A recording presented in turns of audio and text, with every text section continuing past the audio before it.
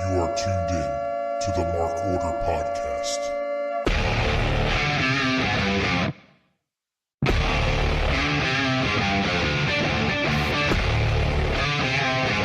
Join the Mark Order.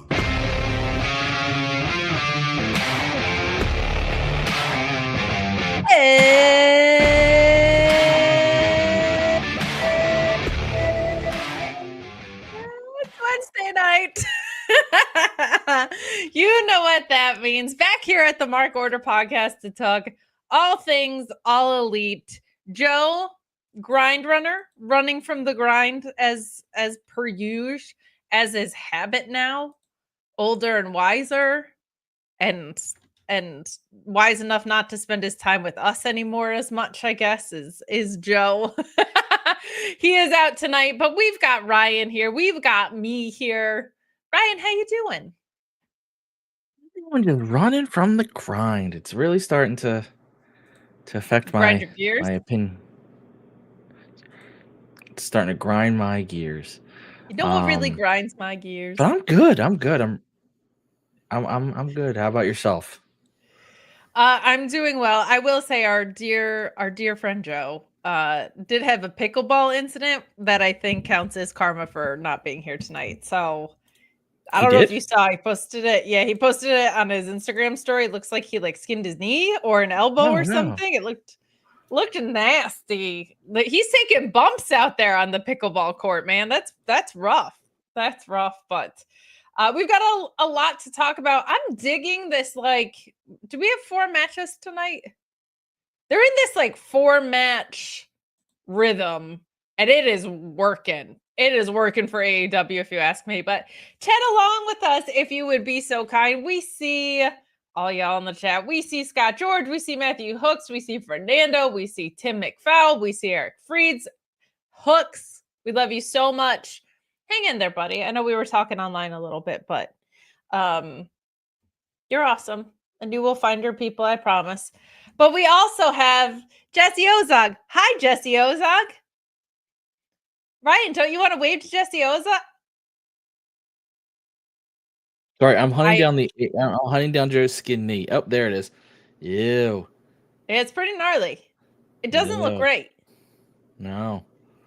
Kylie's here too. Hi, Kylie. We love you so much. Kylie, I know you had a rough day yesterday too. We're all just doing the best we can. That's what we're doing out here. We're watching wrestling. We're doing the best we can. Some things that would help us out greatly. If you could leave a thumbs up on this video, that helps a great deal. If you aren't subscribed to the Mark Order Podcast, what the are you doing? Subscribe. I don't know why I was aggressive about it. Yeah, right now. And if you're listening in audio form, leave us a 5-star review, or I'm gonna beat you up. I'm gonna steal your lunch money, and I'm just gonna give you the worst noogie you ever had. That's what's going on. That's what's going on. But Ryan, how are things in your world? How's life? How's the going? It goes as it goes. Did you see the news from the Pittsburgh game of that fan falling off No, what? the outfield wall? Yeah. That's not great. Yeah, I actually can't say everyone's saying he fell, but I saw the video and it kind of looks like he jumped. But oh my god, he's in bad shape now. Yeah, he did not. Was it Joe? Well. Did Joe say it was pickleball, but really he was in Pittsburgh? Let me tell you, the way this guy fell, if all he ended up with was a scraped knee, he really made out well because he'd be in good shape, huh? It was ugly. Kylie's saying, "I wish I could super chat the Mark Order." I am I don't know, 6 years behind on things that I want to do for this podcast, but much like if you're over here from the Fightful crew, how we have Humper Chats, there is a platform that we could implement here that I'm it's all in the works that have not the gears to make those things turn have not been turning. I've been very, very backed up on paid gigs and buried in a good way with some stuff at Fightful, responsibilities that I asked for and was granted and got paid more money for. So the Mark Chats, that's what we'll get. Fucking Marks. But saying it's off the Clemente wall in right field in Pittsburgh. Oh shit. Okay. It's a drop. Yeah, it's That's not a small wall. Like that's No, scary. but like he like launched himself up. It was weird. That is weird. Sounds like a bad dare or something.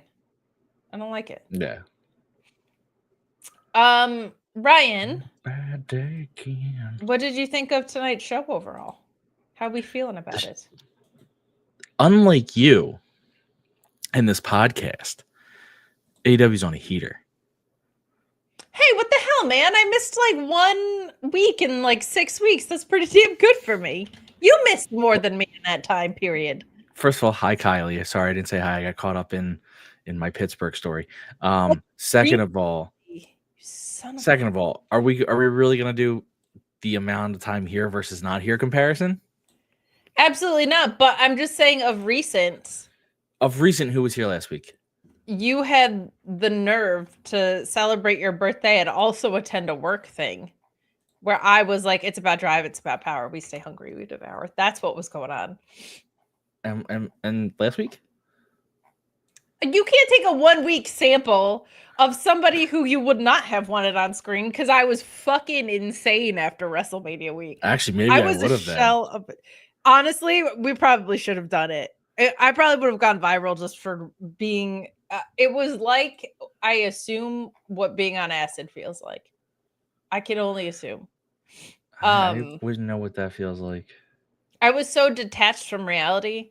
My only reference for acid, other than like cartoonish portrayals in movies, is do you remember the drinking out of cups video that went viral on YouTube like years ago, where it's the little lizard, the animated lizard, drinking out of cups? No, I really don't. Oh my goodness. It was like in the early stages of like Cat Plays Piano YouTube going viral stuff. It was just a guy who was just observing things in his room while tripping. And they did just like, there's this little animated lizard behind the voice, but not my chair, not my problem. That's what I say for anybody who knows that reference. But we got some stuff to chat about on the AEW front, Ryan, outside of tonight's Dynamite. We have some news and we have some notes. And that's when I like to throw it to a segment called News and Notes. I wish we had music. Why do we go to that music? I don't know. Fresh on the mind. Come on down. So, some exciting information, I think. Tekla, who recently finished up her Stardom run after being there for over 3 years, it sounds like is going to AEW. There was interest all over for her in Japan, in the US. I feel like from the limited I've seen, Joshi is not my beat. Bye, Kylie. Thank you for stopping in. From the little I've seen, it feels like AEW is like a great environment for her. I love her entire vibe, and watching some of her matches, I think from what I've seen, she's fantastic. And I feel like somewhere that is wrestling focused and character focused without being like NXT over the top gimmicky focused, though a much better product than it was even 6 months ago, admittedly. Like, it's just like we've talked about this before, like Jade and WWE feels like the right pairing. Tekla and AEW to me gives me that same like right wrestler, right environment from what I've seen. Now, there's this conversation that I keep in mind when I see and hear things that happened on MXM's stream about it was Manny and Mason, and I don't know if Shane was there, but Dijak was there, and they were talking about aura and how like people will see a picture of a guy standing with a belt with fireworks in back of them and be like, that guy has such aura. And it's like, no, there's just really cool production behind him and he has a belt. Like, that doesn't necessarily make aura. I would say before the Death Riders, like Jon Moxley was a guy who had an aura about himself. Tekla is like synonymous with aura from what I've seen in the ring, in photos. Like, she's incredible. She's incredible. So I very much look forward to seeing what she does in AEW. Have you seen any of her work or just like familiar with the name, kind of just bouncing around? So a couple things here. First of all, I want to point out that my only point of reference for Acid is the movie SLC Punk, starring Matthew Lillard. That's literally the only point of reference I have. Well played. Second, I noticed that you have basically accused the Death Riders of killing Aura, so that's good to know. They absolutely have. Yes. And I honestly know nothing about her. I'm going off the opinions of people I trust, so not you. Well, they better do a fucking vignette or the company's going down. They're going down. They're yelling timber. No, I mean, but I always take note that if someone leaving Japan is notable enough to have multiple stories dedicated to them, there must be something there. So I think I know she has history with Mina because someone told me. I think she also had a match with Mercedes, I want to say, and a couple other people in AEW. So that's always fun too, because there's just like incoming familiarity and backstory that they have. But she looks like a badass from what I know. So I am very excited about that. And plus, we had some encouraging news today too. Sky Blue was at the backstage taping of Dynamite in Norfolk today. She'd been backstage at a couple of tapings of late, as far back as their Cincinnati taping, which was quite a bit ago. And I sometimes people are backstage. She's dating Kyle Fletcher. He had a very big match tonight. But when somebody's continually backstage, I feel like that's often a better sign. It kind of sounds like they're traveling with them again a little bit. But it's not confirmed that she's returning to the ring or anything like that. But the May 14th edition of AEW Dynamite on my birthday is Collision Beach Break in Chicago, which is her hometown. So if she was ready to come back, that would obviously be a great place to do it. That's not so far off in the distant future. But Sky Blue was like so rapidly improving before she got injured. So hope to have her back. Any thoughts on Miss Sky Blue? I mean, it's a happy news. Like, we have some blue skies ahead of us. That's right. I went there. I see what you sorry. did there. Yeah, but also, sorry. Hold on. That didn't mean to show it. Didn't understand what that was. So anyway, yeah, she was killing it right before she got her. Her and Julia were just awesome, which made me want women's tag titles. I'm very excited. I'm curious to see how they bring her back, because you have the problem of, well, though Julia's kind of a face now. She is. She kind of is, yeah.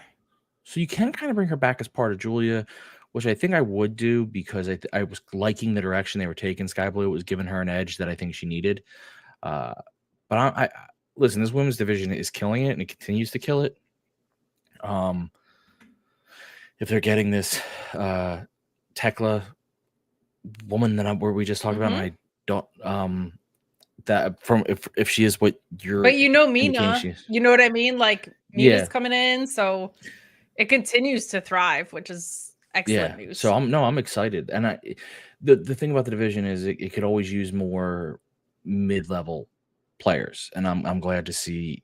And I'm not to say that that's Sky Blue's ceiling, by no means. She could have a much higher ceiling than that, but for right now, she would slot in perfectly there. Yes, I think there's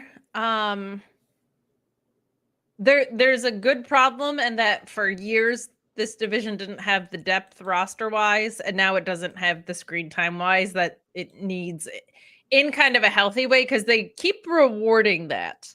Like, we aren't consistently getting 2 matches a show, but like, we're getting a lot more women's main events. The matches we do have are getting time. Like, they're making a lot of room for it on Collision. Like, there's been some Collision episodes with 3 matches, so they're aware of that. There's also still like Tay Mello in the wings. Ruby Soho is a mom, so we'll see like if and when she decides to come back. But like, there's a lot of possibilities.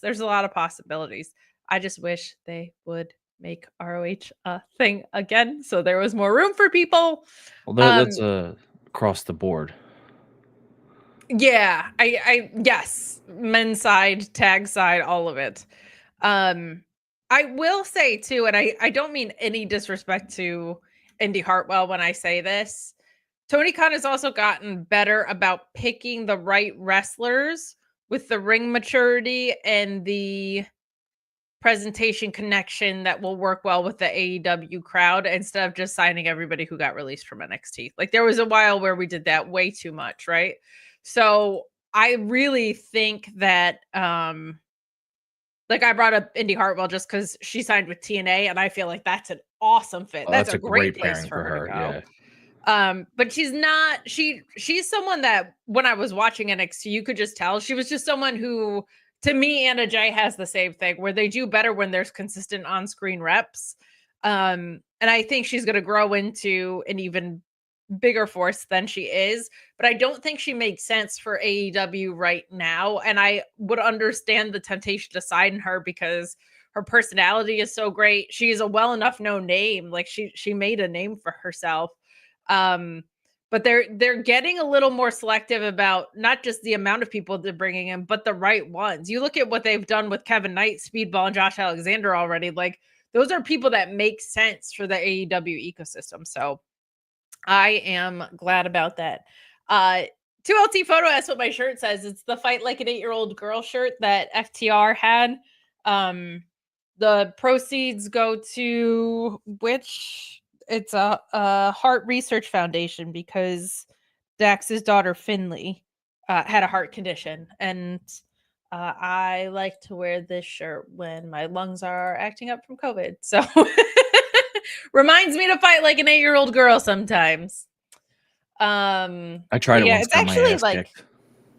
It's like I like this font a lot. I think they call it like the varsity font, just like the serif thick. It feels very old school 80s wrestling, I think, because the was it the Dusty Sucks Egg shirt? I think was this font. 2LT Photos wearing a Mark Order shirt. Well, thank you for that. It's right to the thank you affiliates to the American Heart Association. So nah, kind of. Dusty Sucks Eggs is similar, yes. So I think so. Is it? There's a couple of those old school shirts that have like this kind of font. But see, your discussion of the font makes me think of the SNL episode with Ryan Gosling and Papaya. Oh my god! Papaya, whatever it was. Papyrus. Was it Papyrus? And I'm like that. Yeah, that's what I'm thinking of now. That is one of the most underrated sketches in the history of the whole wide world. It is a sketch. It's so good. It's so good. Well, not a ton more to talk about outside of that. We've got Double or Nothing in a month, which is exciting. And then we have All In is the next big show after that. And I think we're starting to see the way that the card may shape up going into that. So I'm excited to dig into things because this episode of Dynamite gave us some clarity in those directions. But we're going to talk about it shortly. We're going to talk about it after this commercial break, which I don't have access to, but Ryan does. And yes, see what Ryan does is he puts on the commercial overlay like that, right? Mm-hmm. And then he scrolls down. He turns back up the volume that he muted earlier, and he goes to commercial block and he hits play. We'd like to thank each and every one of you for tuning in every Monday night to listen to The Shining Wizards. If you'd like to continue to support us outside of listening, we've got a few ways for you to do that. If you shop at Amazon, go over to amazon.shiningwizards.com, do your shopping as usual, and when you make your purchase, a little bit of that purchase price will go back to support the show. If you like to wear t-shirts, merch.shiningwizards.com will take you to our Pro Wrestling Tees store, where we've got over a dozen great designs from over 11 years of professional wrestling podcasting. You can become a Patreon supporter at patreon.com/wizardspodcast, where each and every week we call out your name as one of our show producers, and the more you support us, the more things that you're entitled to receive, and believe me, they are fantastic. If you can't support us monetarily, if you don't shop at Amazon, that's absolutely fine. Continue to listen to us wherever you listen to us on the World Wide Web, and make sure you like, rate, review, subscribe, do all that good stuff. Doesn't cost you anything, helps us out, and we can continue to bring you the love fest that is The Shining Wizards. What's up, folks? It's your boy, the Impact Player, Mr. Philly Ray, inviting all of you to check out the Turnbuckle Throwbacks Wrestling Podcast. Join us as we cover all things current in the world of pro wrestling, as well as paying homage to the old school, the squared circle. So listen in and find out why we are the recognized symbol of excellence in sports entertainment broadcasting. Find us on all social media platforms and anywhere you get your podcast from. And as always, we are the proudest members of the Shining Wizards Network and Rant Entertainment Media. Are you tired of being lied to every day by the mainstream media? Do you want to know what's really going on in the world? Do you want to make up your own mind about things and not be told what to think or say? Then listen to Inconclusive Breakdown, a weekly anti-PC look at the world of entertainment and current events, brought to you without censorship or filters. You can find us everywhere you listen to podcasts, BitChute, and on ShiningWizardsNetwork.com. And also, we're a proud member of the Shining Wizards Network. Got 30 minutes to kill? Come check out 30 Screams or Less, where we review a horror movie in 30 minutes or less. We cover new movies and old ones too. We'll give our honest thoughts on the movie, good or shit, as well as a rating of each one that we watch. New episodes weekly, available on the Shining Wizards Network and wherever you listen to your favorite podcasts. I'm Steve. And I'm Corey. Come check us out at 30 Screams or Less.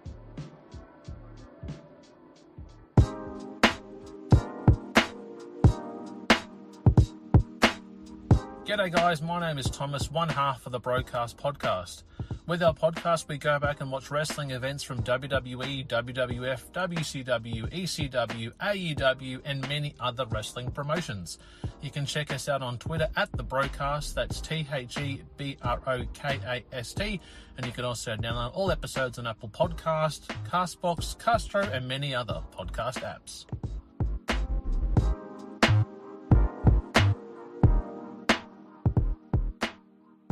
If you like your music heavy, then check out Radioactive Metal on the Shining Wizards Network. For over 16 years now, Radioactive Metal has been one of the longest running podcasts. Over the years, we've interviewed some legendary metal acts, had some awesome discussions, and cranked a hell of a lot of tunes. So join your cool Uncle Snowy and his co-host Aaron for the audio mosh pit that is Radioactive Metal here on the Shining Wizards Network. Well, the action is underway!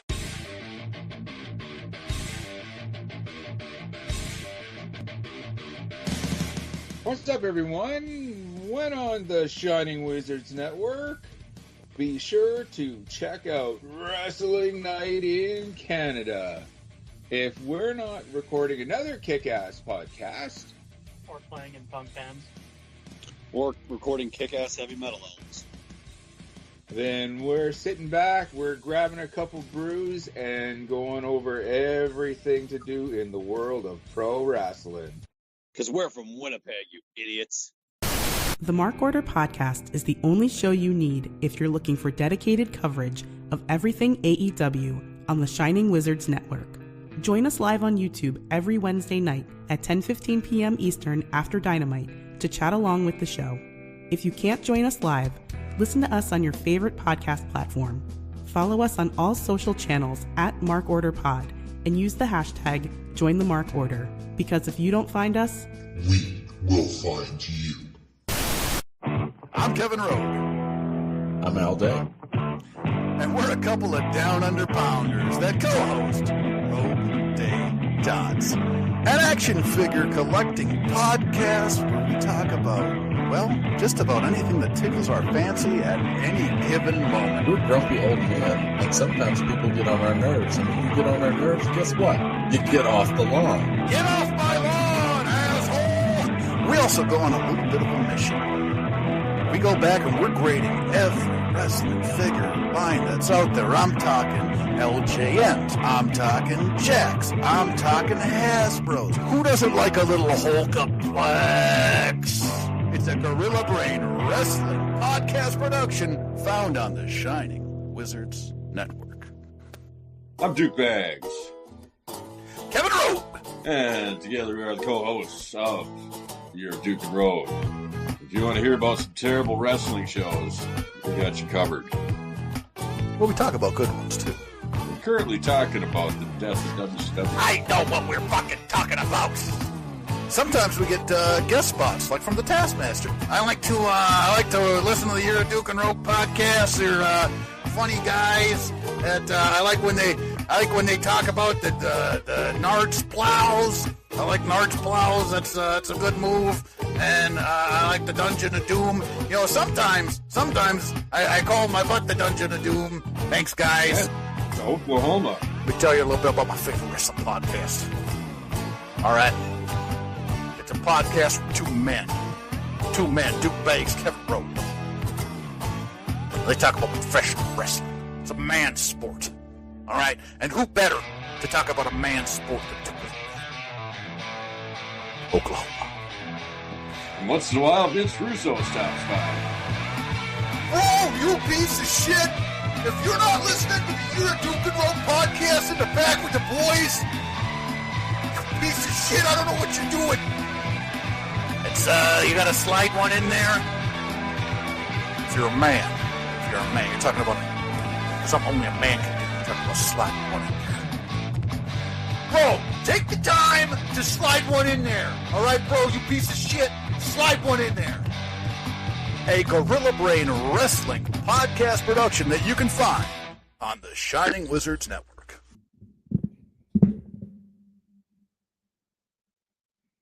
All right, we are back to talk with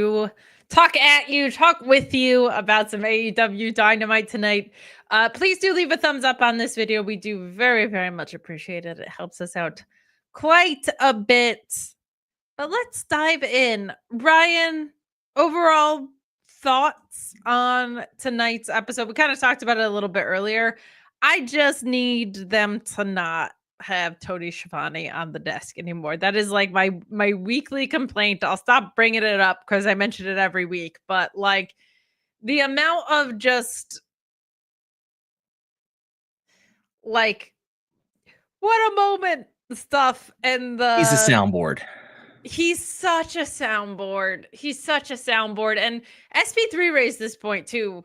They like throughout Tony Schiavone's career, he's not a 3-man desk guy. He's serviceable enough as a 2-man desk guy, but he's not a 3-man desk guy. Never has been. I think he's fantastic on in-ring interviews and sit downs and things like that. He's one of the best, but I'm sorry, he sucks. Like he sucks on, he's not good at this one particular thing. He does like 47 things. He's much better at the other 46 of them. I was spoiled last week because there was Ian Riccaboni. And we also get Ian Riccaboni later saying, if any bitch has the itch in a narration, which is just unfair that you would put it out there like that and not have him around for the episode. But that was my only complaint. Like they've done such a good job since they've got this. You can tell like some of the cash infusion they got from the new deal with Warner has gone into production. The vignette that we got for Yamashita, I thought was really good. They've done a really good job rounding out. What I've said is like, I feel like their cross-section of success is book for the hardcores, contextualize for the casuals, because the casuals will catch on. They're drawn in by Will Ospreay doing insane shit and Tony Storm being an insane person, like all of those kinds of things. So catch them up to speed, but book for your hardcores because that's kind of their secret success. So that's kind of my only overall complaint with things. Where are you at tonight? So yes, the episode was awesome. I agree with you on Schiavone. He used to not be this way, so I'm not like he had his moments. Every announcer has their their moments where they like to, like I said, give the soundboard response because that's what they like for the clips that get remembered. But he used to be just a normal commentator. Even in AEW, he was more normal than this. I don't know what changed. Something just like flipped where that's where he's become. He sounds like Paul Schaefer now. He sounds like a late night band yes man is what he sounds like to me. But I'm glad you had fun with this episode overall. I did too. This 4-match formula is very, very fun. Is very, very fun. But I kind of want to switch it up tonight. I kind of want to start at the end and then weave our way back and forth a little bit, because I want to start off talking about Hangman and Fletcher because the match was unbelievable. And I want to talk about the implications of what we're getting with a Will Ospreay Hangman Page finals, because to me, Ospreay is the call going into Forbidden Door with him as champion. I also think it's time to get away from repeat champions. You have Moxley, who's a 4-time champion. On the women's side, you have Toni Storm, who's a 4-time champion. Let's get some fresh names in the mix. And Will Ospreay is so inevitable. It's like, let's just do it. But the way things are with Hangman and how over he continually is, I wouldn't blame them for going that direction. But this match with Kyle Fletcher was unreal. The storytelling and the finish alone, Hangman's face into that fine, was it the buckshot lariat? It was, right? To end that? Unreal. The Deadeye that came earlier, the Brainbuster that came earlier, like Kyle Fletcher, I think because he worked in Japan, knows how to work a guy that hits like Hangman does. And this was fantastic. I had so much fun. I say it over and over again. I hate feeling like a broken record, but for 26 years old with Kyle Fletcher, his instincts for match pacing are fucking crazy good. Like, there are so many guys when you are the type of wrestler he is, that are tempted to go a million miles an hour, or if they're leaning into being a strong boy, they slow way down. He just like very fluidly can crank it up or properly pace things so that he and his opponent don't get gassed out. And at 26 years old to have mastered that, which is like a sneaky, tricky concept in wrestling, it blows my mind how good he is at that specific aspect of things. But this rules. This was a fantastic semifinals. I think this Owen Hart from beginning to end for both men and women have been the most quote unquote where the best wrestled that they've had. This has been really, really great stuff. What did you think of what we got in our main event from a match perspective, and what are you thinking about the finals here? So yeah, the first thing I want to say is that Deadeye on the ring apron, because that's just the hardest part of the mat. That was it's the hardest part of the ring. You're right. I'm so glad you pointed that out because it's a little known fact, Ryan. I appreciate Callis on commentary was fun because when Hangman was hitting the buckshot, the no is just a fun little like. It just adds something. I don't know why it works for me. I thought Hangman was going to win, but I realistically could have seen this going either way. That's where they're at, and setting up Ospreay versus Fletcher for the win of the Owen. But I didn't think the only thing that made me hesitant there is, and clearly they weren't ready to go back to that well yet. What was on the LED board that cut up Kyle's back so bad?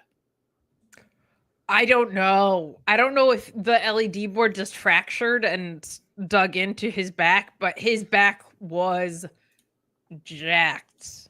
His proto back for the Protostar was, I mean, that's why I think it might have just been the board itself, like that it broke and cut into his back, because it's just like a deep line. Between Tommaso Ciampa gashing his chin and this, I was like, oh damn, like this is rough. But yeah, there were some spots in this, and I agree with you about Callis because he said something that I thought was so subtle but great. He said, "This is all about the Owen. Putting Will Ospreay into the ground for the last time is just like an added benefit." And I love that he said that because it was such a good reminder of like, he wants to win the Owen and get a title shot, right? Like, this isn't just about getting back to Will Ospreay. And I loved that as like the manager of that group, it's his job to keep his client's eyes on the prize. And this was his way of letting us know that he does that for him, right? Like there were some really good things that Callis did on commentary tonight. I didn't see anybody dressed like him, which is upsetting. Yeah, I'm with you. I wish we had. I kind of want there to be a bunch of doppelgangers and all to be sitting behind him when he does commentary.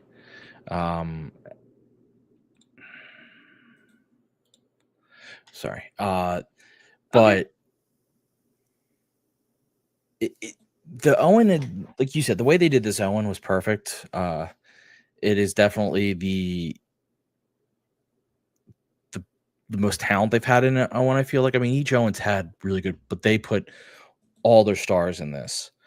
So it's made it really feel important, and I do love that it's for. I know they started this last year, but still, with going for the title is huge because it makes it matter. The only thing I'm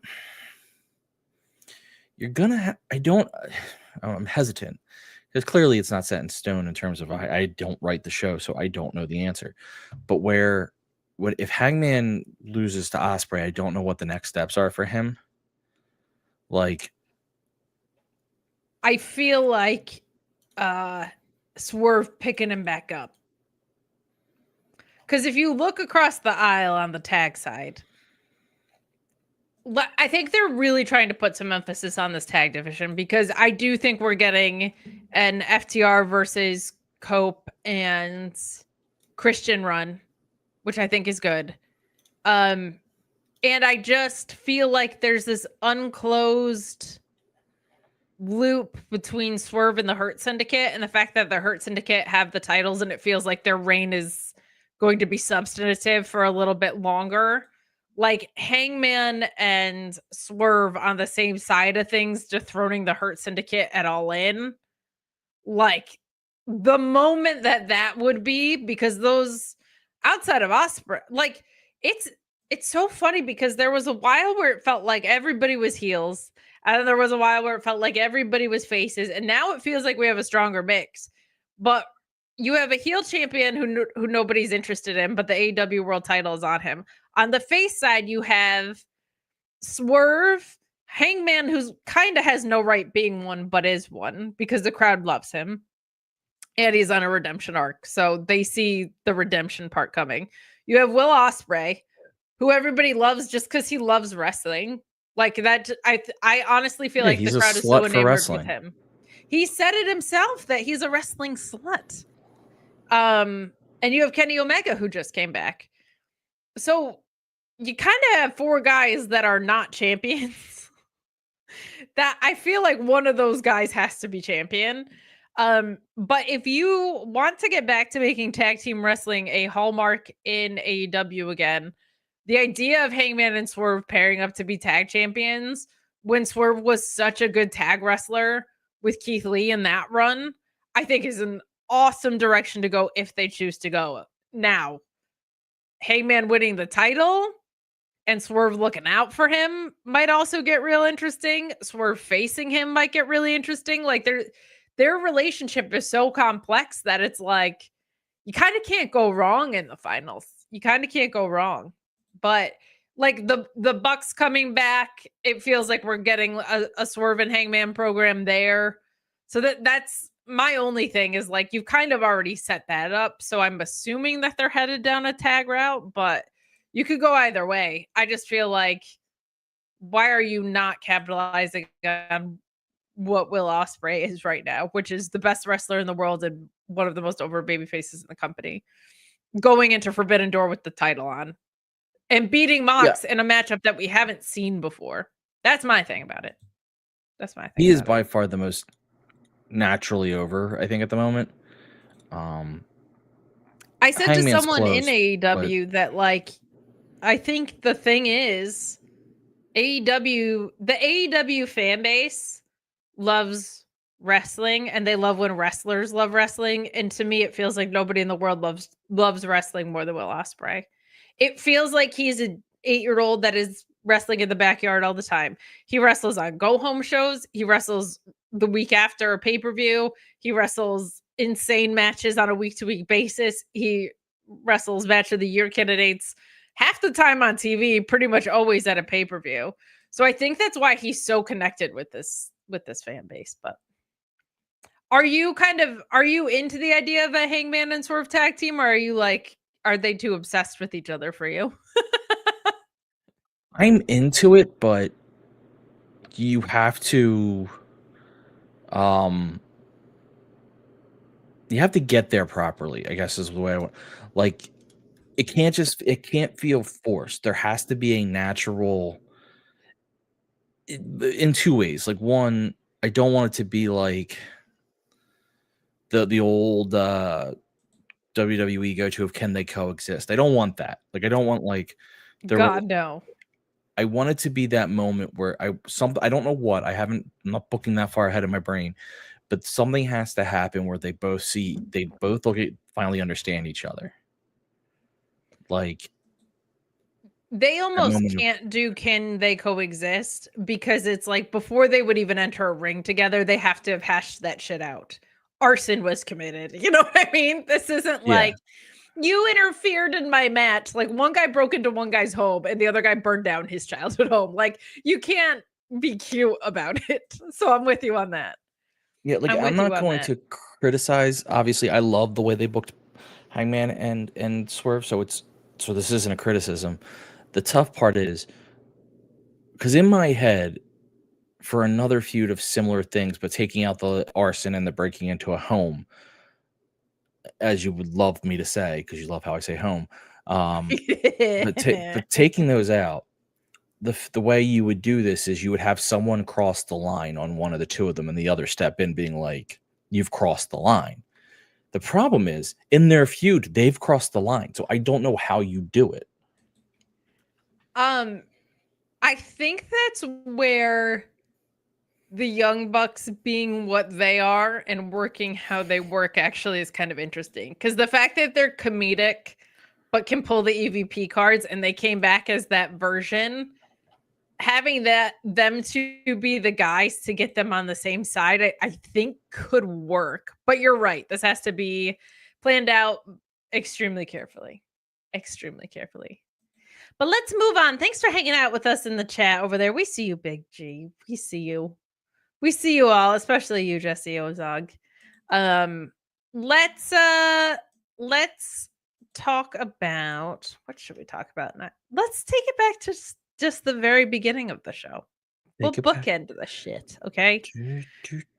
This match was fun as hell, and everybody got to look great in it. The Young Bucks and Okada defeating Ricochet, Kenny Omega. I'm sorry, the Young Bucks, Okada, and Ricochet beating Kenny Omega, Speedball, Kevin Knight, and Mark Briscoe.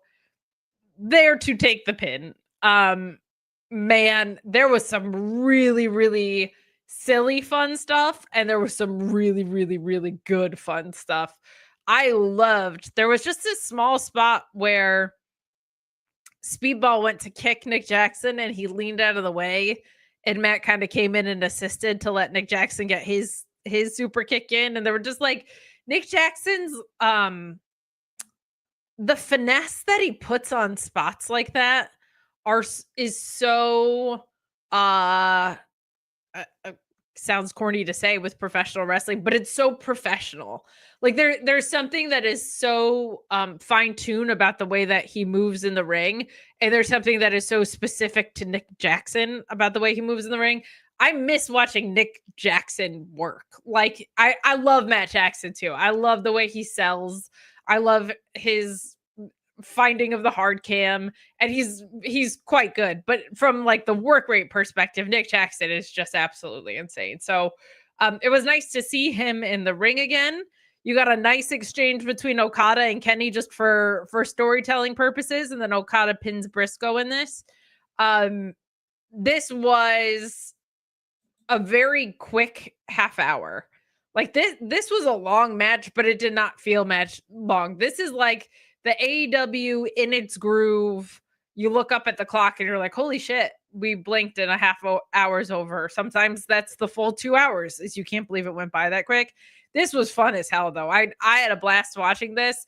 They've done such a good job of when they have people coming in now, making sure that they're on TV consistently, making sure that they're mixed up and with important names if they're not in a full-on story right away. And I really think like the way that they've showcased Kevin Knight and Mike Bailey so far has been really, really good. And they would be guilty so much of like bringing a hot new thing and then shelf them or let them fall down to programs that weren't of importance or being taken care of in certain ways. They've really course corrected that. They did it with the Hobbs return, not even just incoming free agents, but people coming back from injury now. So I'm loving the intentionality that we're getting. And I think, I'm just going to say it, Ryan, I think that has to do with Tony Khan being in the weeds. Me trimming the weeds. Feels I very don't know. careful. That Yes. feels like the guy who's in charge of everything is noticing that, as opposed to the people who are working on individual storylines. Because the guy in charge of it all is the one that should notice the people slipping through the cracks, right? But I fucking loved this opener. I had a blast with it. What did you think? So, a couple things here. You referenced the professionalism of professional wrestling, and it made, and this is all topic, so I won't make us go far long on this at all, but just made me think of the Hogan Bischoff announcement from today, where they're making an pro amateur wrestling thing, and that just cracked me up. I cannot think of something I would want to watch.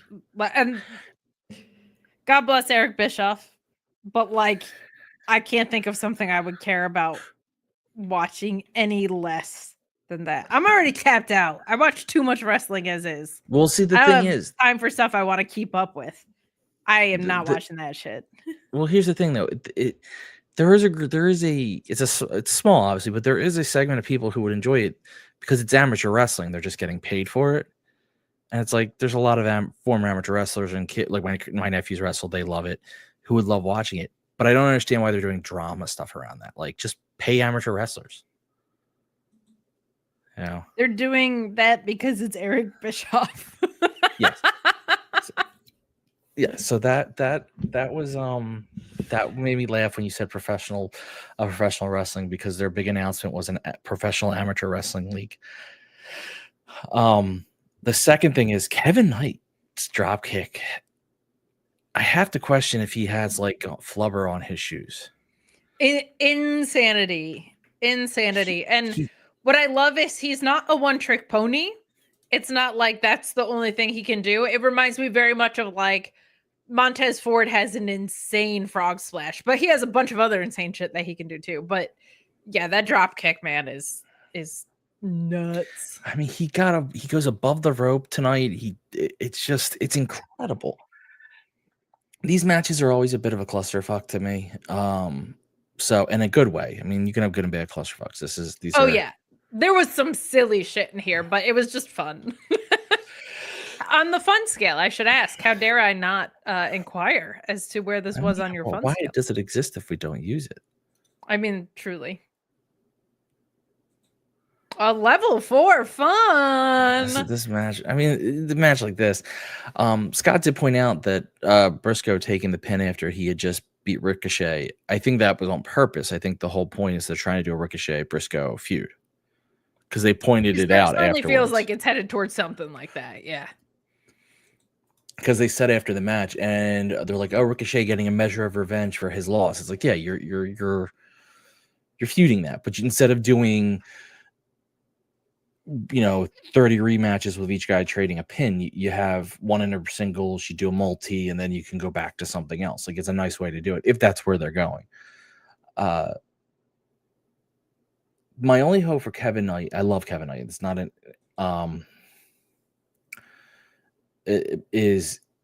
they are booking him very, very well right now, but he's absolutely in. I hope he doesn't fall to the wayside when they don't need him in this form of the story. I hope that where he goes is around the TBS title, because I think that could be a really great defense for Adam Cole and something that you don't lose anything from by being Kevin Knight losing to Adam Cole. I think that would be a good spot for him to go next. I'm just glad like there's some consistent screen time. I also am like, are they gonna do a Speedball Kevin Knight tag team? Because they've been on the same side with each other for a few of these now. And I don't hate that idea at all, because of the interesting dynamic that could present. So we'll see. We'll see where it goes. The TNT title. I do that all the fucking time. All the fucking time. Yeah, I mean, you do, but we will see. It's if they're really trying to rebuild the tag division, as they seem to be doing. There does appear to be a Speedball and Kevin Knight would be a fun short-term team to have that in that division. I also just legitimately don't know, like, if Kevin Knight's going away to do the G1, he's not going to be in a long-term story. Like, I don't know, because he has a hybrid contract with New Japan or Battle of the Super Juniors. Like, I don't even know where he would be fighting. Was he named in the Battle of the Super Junior? You're asking the wrong guy. They just released the bracket. I'm so behind on New Japan. Battle. I'm going to look that up. Super Juniors. This is, we're going to find that out right now. 32 entrants were revealed, Ryan. We went to, not Battle of the Super Juniors, but they did that, like, Super Junior All-Star thing in Philly, and that was fun as hell. Kevin Knight is in it. So there you go. So he won't be in a program for a little bit, probably. Nothing long-term until that's done, because that kicks off on May 9th. So that's coming right up. So this is great. Put him in these things. Let the AEW audience get used to him. Let him go do Battle of Super Juniors. I don't think he's favorited to win, but he'll show out. They could probably set up stuff for Forbidden Door with him there, you know? So this is good. This is like a very healthy thing in pro wrestling. So I'm excited for that. Kevin Knight's in the same block as Nick Wayne. Hell yeah. That is interesting. That's very interesting to me. And little known fact, Wayne Knight was on Seinfeld. There you go. I didn't know that. It is a known fact. He was Newman. A known fact, for sure. I'm going to slap the silly snot out of you. Grab a sip of water real quick. I'm going to slap the silly snot out of you. No, you won't. That's assault, brother. Backhand the crap out of you. I'll kick you in the bowels. And I'll do it on Saturday at AEW Collision. We are going to AEW Collision if anybody wants to say hi, by the way, in Atlantic City. You want to give me money to gamble, I'll lose it for you. Well, there you go. I covered my part of the hotel room last time we were there on the slot machines, and then I got out. Remember? Oh, yeah, you actually did very well. Actually, I made money, too. You just made more. Yeah, I remember, like, I covered my hotel room and everybody was like, stop. And I was like, well, I'm going to keep going until I have, like, I only do penny slots, by the way. Like, that's it. But I was like, until I have, like, 2 or 3 that don't turn something up, I'm going to keep going. And I made, like, $100. And I think my share of the hotel room that night was, like, $85 or something. So, hell yeah, that was fun. But, Ryan and I are Ryan has to pick up his check at the strip club, so that's the big thing. And I make so much that I need to get a check.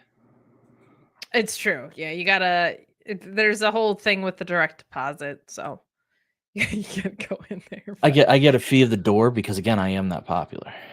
Jeez, I didn't know you got a door split. Good on you. Good on you. I'm very excited. AC is a fun time. AC is a fun time. Hey, let's talk about not a match. I guess Renee Paquette is just like getting a little bit of a breather because there's way less backstage segments of late. She's incredible. We're going to talk about her in a minute, but we get an in-ring promo here with the Hurt Syndicate. I really liked what the gentle swerve that they set up with this, because backstage you have MVP saying to everybody, like, look, he can help us out. I've never steered you wrong. And if he doesn't, what do we do, man? We hurt people. Like, we'll hurt MJF more than we've hurt anybody. There is also a situation where 4 independent wrestlers masked as backstage security or whatever, are doing that, and MVP's like, oh, you think it's fun? You think it's fun to sing? Oh, it's more fun to actually hurt people, and they just get launched. I thought that was cute. But then later in the ring, when it's all thumbs up ski time, we have Two yeses, and then a very fun, extremely dramatic no. But the sideways thumb that Bobby Lashley held for like 10 minutes had the crowd like, not since Orange Cassidy have we seen so much emotional tension over a thumbs up situation. I thought this ruled. This was so fun. Bobby Lashley was like smirking at points too. You could see him trying not to crack. But MJF continuing to call him Bob, I thought was so much fun. Him sucking up, like just so blatantly trying to gas them up, I thought was so funny. And MJF finally kind of snaps and was like, "What do you want? I brought you women. I brought you cars. I brought you money. I helped you win a match," which he did at Dynasty. Like I thought that was really well done on his part. And Bobby Lashley, I love that this detail of it saying, "We hurt people. I need you to go hurt someone, not beat them, not chicken shit your way around." Like I interpreted it this way, not chicken shit your way around them. We hurt people. Like we are ruthless in the way we go about business. MJF is a clever cheater in the way he goes about business. That is at odds with how they operate. And I just thought that was really, really, really well written. Really, really, really well done. So I thought this was good. I'm glad we're getting to where it's going because this has been appropriately paced. If it went on longer than this, I feel like it would have been, yeah, with the tension of the thumbs ups and thumbs downs. I think this has been appropriately paced, and I'm glad to see that they're now moving to the next development in all of this. What did you think? I think we hurt people. So I have a couple comments. One, the fan security independent wrestlers in the back, they get beat up, right? But one of them isn't beat up right away. And instead of running for his life, he just kind of turns to Bobby and goes, "Don't hurt me." It's like, run, you fool, run. Like, why are you staying? Just run, you fool, run. That bothered me. I did appreciate the slow and you knew he was gonna say no, but it was okay. Like I don't want to say it.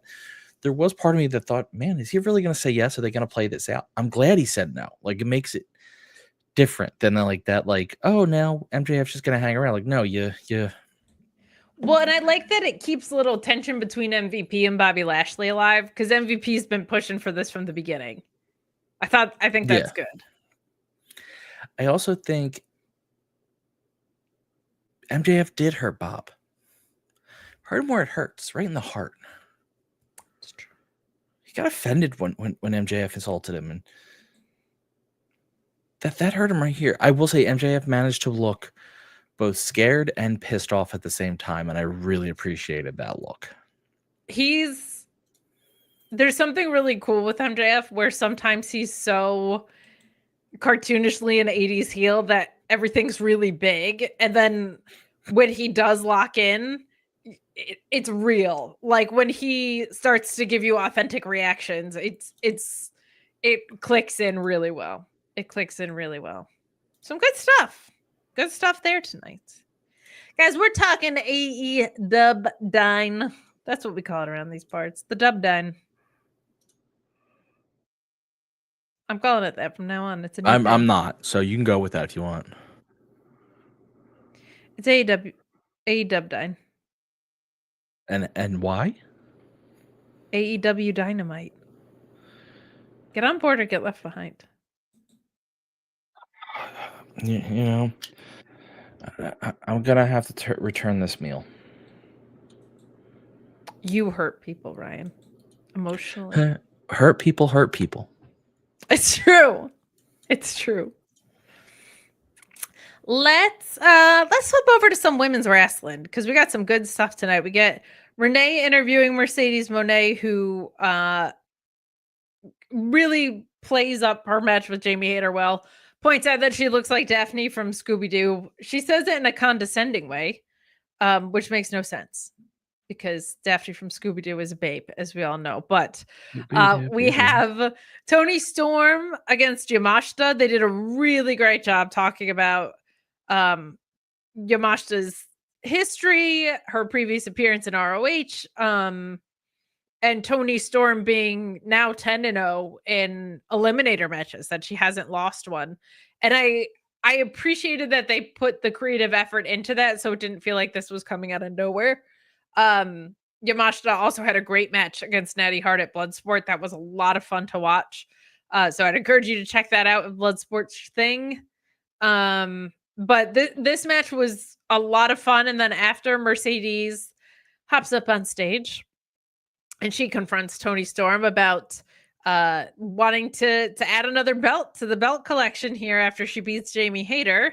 But Jamie Hayter's music hits and she attacks Mercedes from behind, but Mercedes kind of dodges it and bolts off. I thought this was simple and effective. I felt like it did a good job of kind of telling us without telling us that we're probably getting Toni versus Mercedes. This is the second or third segment they've had with this. But Hayter showing up and looking intimidating, I think, was important so that it wasn't A, so telegraphed, and B, leaving Jamie Hayter not looking important. I'm very excited for that finals, partly because I feel like Chris and Jamie kind of work a little bit similarly, and the matches between Chris and Mercedes were so unbelievable that I'm very much looking forward to what we get here. But this has been good, and it's also the most important Jamie Hayter's kind of felt since she's been back. So I'm very much looking forward to that. What did you think of our women's wrestling and segments that were on the show tonight? The wrestling was good. I liked the match. I do like that they introduced her Toni Storm's opponent. I apologize. I have read the name 3 times and I'm blanking on it still. Miyu Yamashita. It's also hard because they don't look like they're pronounced all the time. So okay. Yeah. So I like that they introduced Miyu and gave history. I don't need large vignettes or anything, but just a little background as to like why she matters. Did we see her wrestle in person? Probably not. Or or was she just on with something? She might no, you know what? She was on the thing we live you did a watch along with. That's where she was. She was on a New Japan Strong card that we did a watch along for. I was gonna say live we saw Momo versus Mercedes. And I don't think we saw Yamashita in AEW at all. But she was on a watch along. We did. Yeah, so it was a fun match, back and forth match. The highlight was when they went to picture in picture and Luther was in the outside rubbing his butt. That was probably the highlight for me.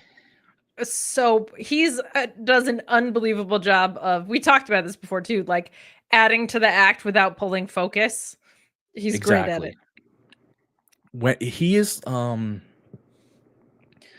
he's like a great character actor on a show that you don't think about them until they give them their moment to shine and they nail it and then they're gone again. Yeah. He's the after I am excited for Mercedes versus Jamie Hayter. I did laugh. The funniest part was like, okay, so she says she's Daphne from Scooby-Doo. Meanwhile, Mercedes is just decked out in this. I mean, it's a great outfit, but like she's decked down in outfit. Like she's not wearing street clothes. Like certainly. So it's just kind of funny. But that's gonna be a hell of a match. Yes. I'm looking forward to what I'm assuming is both of them. I think Toni and Mercedes, I don't think they ever faced each other in WWE. I think they were ships in the night on that. And I think Jamie versus Mercedes is going to be the best we've gotten to see Jamie Hayter look in a really long time, maybe ever in AEW. Very much looking forward to that.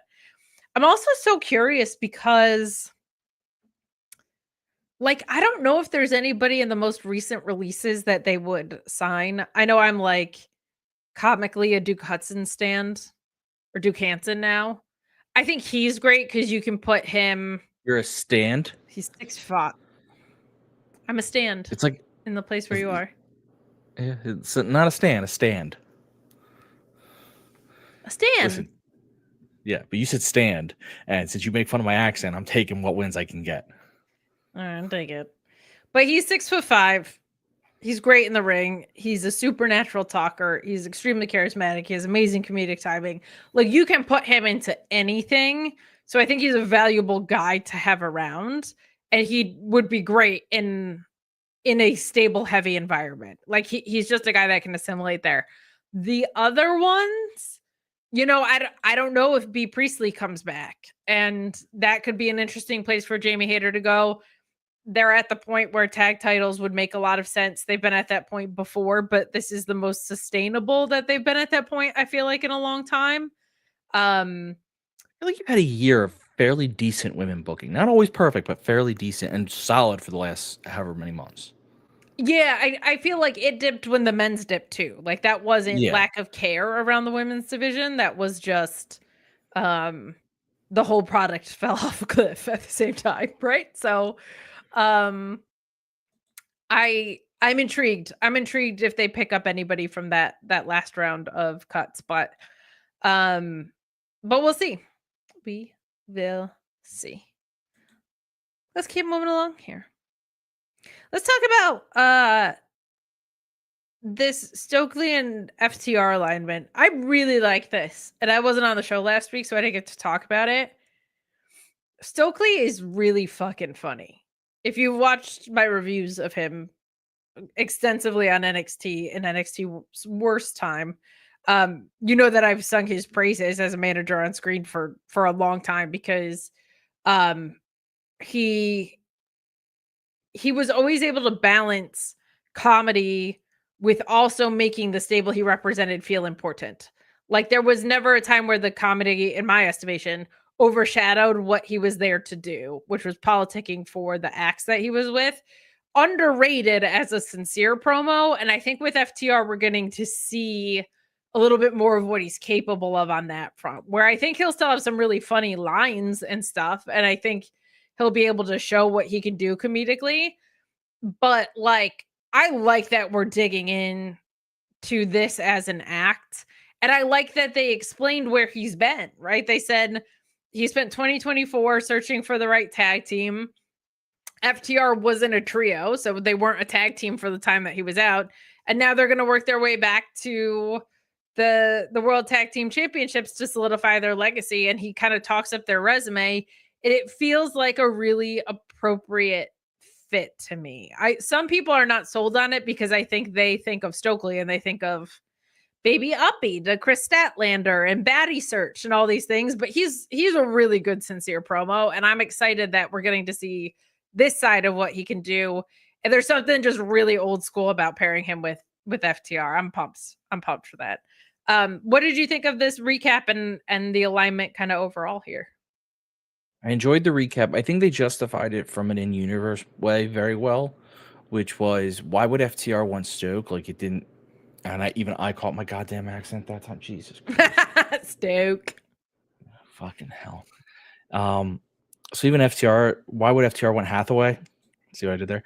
And his explanation that, hey, their suspension expunged, they're fine, going to be refunded. They're like, that is, yeah, that was cool. That's a great in-universe way of saying, why would FTR want him? This is why, because he went in and made business things happen. Business. I also like that FTR had enough unsuccessful attempts at the titles that it warranted a change from them, right? Like, it makes sense because they tried to climb back to that mountain and failed a few times. So I am a fan of all this. Greg, did you see Shane McMahon, your GOAT, was hanging out with Charlotte and A-Rod today at the Knicks game? I love it because Greg shared authentically like a Shane McMahon fan. And I don't know people, I know more people that are ironically a fan of his than are genuinely, and Greg is genuinely a huge Shane McMahon fan. Rocks. Wait. Charlotte was with A-Rod? Just at the Knicks game. They were like chatting after or whatever. Mm. And Shane McMahon was also there. If we're being real, I would ship that. I don't know what the age gap is. It might be a little steep. A-Rod and Charlotte, I would ship it. It can't be worse than Bill Belichick and his girlfriend. Certainly not. Or Paul Heyman and his fiance, who's half his age, I think. So Yeah, they would act. A-Rod and Charlotte would be much. He's 49. You figure she's, I think, like our age. So yeah, that's at least. That's not bad. Yeah. How old is Charlotte? Yeah, I'm looking it up. She's yeah, 39. She's 39? Yeah, so, Damn, okay. That's not bad. Would you ship them? I would ship them. Yeah, I would. I think it'd be funny. I'm there for it. I think it would be very funny to see what happens when you put people who both have the ego and the drive that it takes to be super athletes in the same house. I want to see it. And just anytime A-Rod's in a relationship, it's funny. He was such an Instagram boyfriend with J-Lo. It was very funny. It was yeah, very he funny. was. Let's talk about Nick Wayne and Jay Lethal and Proud Papa Christian. I like the way that we're approaching this breakup. It took a minute for it to settle in, but I'm a fan. You had Renee interviewing Nick Wayne, Lethal showing up to challenge him for that ROH TV title, and Nick Wayne saying he's not trying to fight right now, but Christian just cuts in and accepts on his behalf. Nick Wayne successfully retains, and Christian goes and puts the title around his waist. I'm kind of digging this passive-aggressive breakup approach that we're getting. I think it's fun. What did you think of what we got here? Yeah, I'm with you. I the pass. I'm just gonna give up on speaking. That's not good for a podcast. I know, but I couldn't get the words in, and after the accent thing about 2 words ago, it's just become a disaster for me. I love passive aggressiveness, so it was very funny to me. I do too, and I feel like it's actually a really productive thing for Nick Wayne because it lets him call it out. Like he can call out his bullshit. And I think that Nick Wayne is successful in angles like that so far. Like he has the right attitude for something like that. So some good stuff. Hey, nobody in the world is cooler than Samoa Joe, so I don't know why anybody else would even try. This is the last thing that we're going to talk about. So we'll remind you to leave a thumbs up on this video. We'll remind you to subscribe if you haven't already as we come down the home stretch of what was the second match on the show, but we went out of order today. This was a trios defense of Samoa Joe, Shibata, and Hobbs, your trios champions in the ops, against Miles Hawkins, Rhett Titus, and a returning Nick Camarado, who had been pretty severely injured. So I'm glad he's back. He's in incredible shape. He looks ridiculous in a good way for him. So that rules. But this was the trios champions beating jobbers to continue the angle between Samoa Joe and Mox. Mox and Claudio and Wheeler Yuta. They make their presence known, I'll say. But the ops are prepared for them. They've watched the show. They get it. And this leads to Claudio hitting a neutralizer on Shibata, who is thrown onto a chair. And Samoa Joe challenges Jon Moxley to a steel cage match. And my favorite part about all of this is Jon Moxley runs away. And this is why Samoa Joe's so fucking good at this. Samoa Joe was like, you asked for a title match. And I've been trying to give it to you. And you keep running away like a little bitch.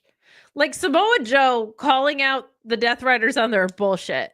He's the perfect intermittent feud to whenever Moxley faces whoever he's going to face in the finals. And I love that Samoa Joe was like, you know what? I keep trying to fight you and you keep running away after you said you want a title shot. So now I think it should be in a steel cage so that you can't run away. He's just a badass. And I adore his approach of, I don't want to stand here and talk at you on the mic. I want to fucking fight you. Like, more of that always. So good. Just the most intimidating dude in the world. I love Samoa Joe. So some good stuff here. The match was what it was. But this, I think, normally I don't like it when there's like, you're a trios champ or a tag champ and you're going after a singles title. But because it's Samoa Joe, a former champion, and they won the trios titles from the other side, like Jon Moxley had stepped into the trios because Pac got hurt. So like I don't mind it here at all. I don't think Joe has a shot in hell at winning, but this has to be the feud that precedes the Owen finals, right? So I really like it. I really, really like what they've built out. Ironically, the Death Rider stuff has gotten so much better. Way too little, way too late. Way too little, way too late. What did you think of this trios match that we got and the angle that followed? So the trios match was like you said, was what it was. You know who wouldn't make fun of my accent? Camarado. Camarado? Because he has the same accent. So there you go. I do. Maybe he likes self-deprecating humor. Maybe he would. I don't know. No one likes you though, so it kind of like would work against it. How dare you? Everybody loves me. Dare you? But my thing is, it was a squash, but it was a longer squash. I kind of appreciate it because you had Camarado, you had Rhett Titus, you had these guys that had a bit more. So like I like that they gave them a bit more time. I do appreciate the way the post match went, that Samoa Joe is constantly getting one up on Jon Moxley, but it's because of others that Moxley is winning. And yeah, his promo where he basically says the truth. You keep acting like you're this tough guy, but you keep running away is very good. And this is the irony of all ironies that now the Death Rider stuff is actually kind of fun. Yeah. It's a time to end it, but it is kind of fun now. I agree. I think what's funny is they've said like this is their version of the Bloodline, right? But the best parts about it have been when Swerve was prepared for the numbers game with Willow and outfoxed him. Like, it's been all the stuff where their behavior has caught up to them that has made it much more interesting. So I am with you on that. Also, yeah, Samoa Joe calling them the D-Riders the other week was pretty fucking great. Yeah. So that was he's the best. Fave. He's just the best. I really hope like when he hangs it up, which should be in 45 years from now still, but when he does, I hope he stays involved in the business. Like, the thing with him is he was a fantastic announcer in WWE. He could be a fantastic on-screen character. I think he's probably pretty invaluable behind the scenes as like a producer, coach, whatever. So I just hope he sticks around in some capacity because I think he's just one of the most valuable people in this great sport. So but that's it for today, Ryan. Did we? Yeah, that's about it. Yeah, I'm trying to think. I think we got it all. I think so too. That's what the rundown said. So I think we are good to go. But that means, Ryan, there's only one thing to do. Let's steal some money from the good people watching us, okay? Or at least try to sell them on it. Try to steal their money, but no one gives me their social security number. Please email markorderpod@gmail.com with your social security number, your license, your blood type.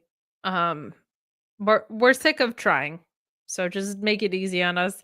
But if you want to go the legal route, you can go to the Mark Order Podcast Pro Wrestling Tee Store, and you can pick up a t-shirt. You can pick up 4 t-shirts. You can pick up 100 t-shirts. There's only 4 designs.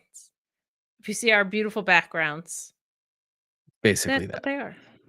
You got our logos. You got single-sided. You got front and back. You got a pocket square situation. It's great. We love it. So I got a pocket full of sunshine. You do have a pocket full of sunshine, Ryan. If people wanted to explore that pocket full of sunshine more in a respectful, non-physical way.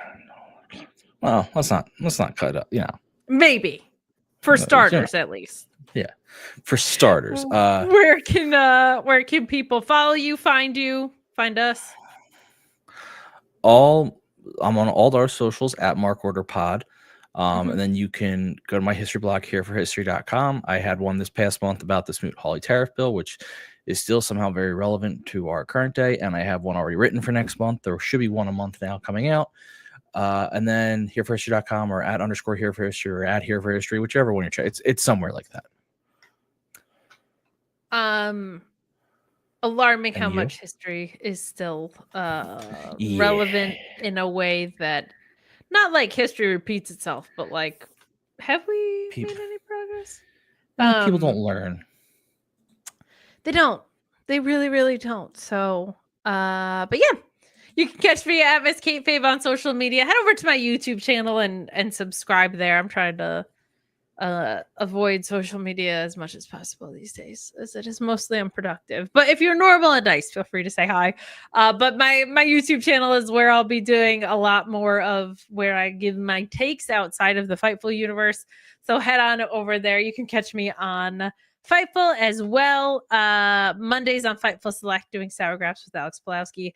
Tuesdays, Fridays on the main. It's so weird to take Thursdays out of that, but it's so nice to have a day off. But NXT and SmackDown on the main as well. Wednesdays right here at the Mark Order Podcast. Coming at you live whenever I feel like stopping by. That's what I thought. More than Joe, okay, who's out there tearing up his skin. Tearing up my heart. And his heart when he's with you. When we are apart. Ryan, no matter what I do, I feel the pain, certainly with you. No doubt about that. But then I'm going to end this, okay? Okay, we'll be at Collision on Saturday, so if you're going to be there, stop by and say hi. But Ryan, take us home. All right, so what I do is I put up the outro overlay this time, not the commercial one. Music's already up. I didn't have to lower it. And then I hit outro.